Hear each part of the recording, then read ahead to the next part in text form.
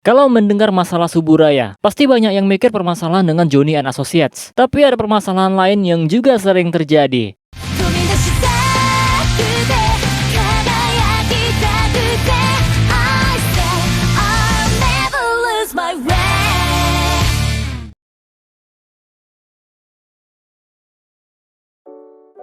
Halo semuanya, selamat datang kembali di channel Tidak Pernah Lulus. Di video kali ini kita akan membahas permasalahan dunia Ultraman, atau lebih tepatnya Suburaya Production yang punya masalah. Permasalahannya itu berhubungan dengan satu negara, yaitu China atau biasa disebut Tiongkok. Entah itu permasalahan dengan aktornya, seriesnya langsung, atau perusahaan dari Cina. Langsung kita bahas apa aja permasalahan yang pernah terjadi antara Suburaya Production dengan Cina.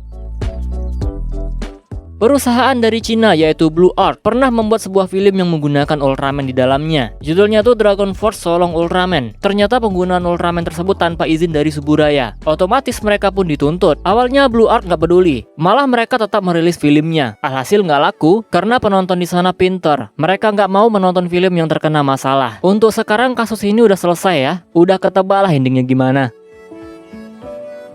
Kalian pasti tahu Pirika dari Ultraman Taiga. Dia diperankan oleh Ayuri Yoshinaga. Tapi Pirika yang sekarang ternyata bukan aktris yang seharusnya memerankan Pirika. Pirika harusnya diperankan oleh Momoka. Tapi China melarang Ultraman Taiga ada di Cina. Entah itu penayangan atau apapun itu kalau aktris ini tetap dipakai. Masalahnya karena Momoka pernah bermain di suatu film yang isinya kejelekan China. Suburaya yang nggak mau kehilangan pasarnya memutuskan untuk mengganti Momoka dengan Ayuri. Padahal waktu itu udah syuting. Akhirnya adegan Pirika itu dibuat ulang. Kasus ini udah pernah dibahas ya waktu pembahasan Ultraman Taiga.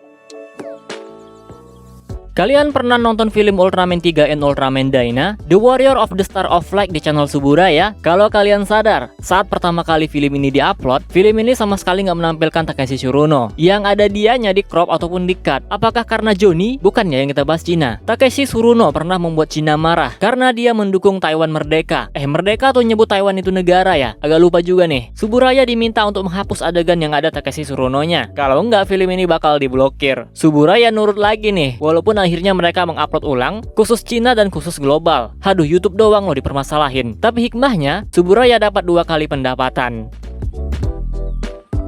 Di tahun 2021, Ultraman 3 sempat di take down dari situs streaming resmi yang ada di Cina. Ulah KPI Cina atau gimana nih? Jadi orang tua di Cina merasa Ultraman 3 nggak cocok untuk anak-anak karena terlalu kasar katanya. Protes ini ternyata ditanggapi dan Ultraman 3 di take down di layanan seperti Ikiyi, Bilibili, dan lain-lain. Tapi untuk sekarang udah tayang lagi ya, karena netizen entah itu fans Ultraman atau bukan protes balik. Yang punya anak kan elu, ya urus sendiri. Udah tahu banyak adegan kekerasan, kenapa dibiarin? Kira-kira kayak gitu.